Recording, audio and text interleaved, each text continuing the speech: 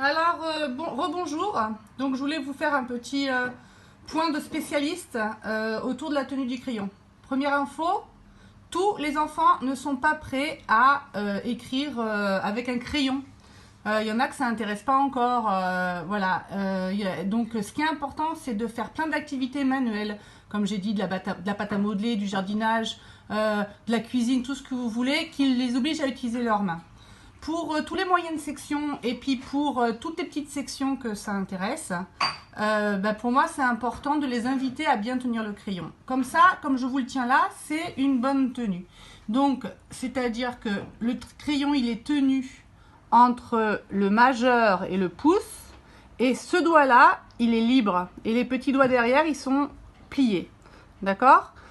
C'est très important parce que, donc, je ne sais pas vous comment vous tenez votre crayon, mais quand une tenue n'est pas optimum, est-ce que vous écrivez de manière lisible? Est-ce que vous écrivez de manière rapide? Et est-ce que vous écrivez sans avoir de douleur? Donc ça, c'est une tenue de crayon qui est efficace, mais si vous voyez que ça ne l'est pas, c'est que votre tenue n'est pas efficace. Donc moi, j'invite les enfants à tenir leur crayon comme ça. Je vais vous montrer après avec Mathilde comment on fait pour les inviter à tenir leur crayon comme ça.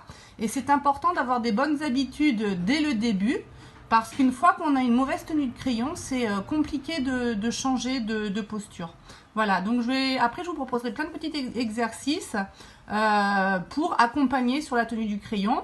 Donc là, c'était le point sur, comment j'ai dit, l'info de spécialiste. Et après, il y aura des trucs de maîtresse. Donc pour accompagner vos enfants à bien tenir leur crayon. Attention, toujours, hein, pas de drame. Hein, si vous voyez que vous n'y arrivez pas. Et si, voilà, bon, c'est pas grave. Voilà, à bientôt, à tout de suite.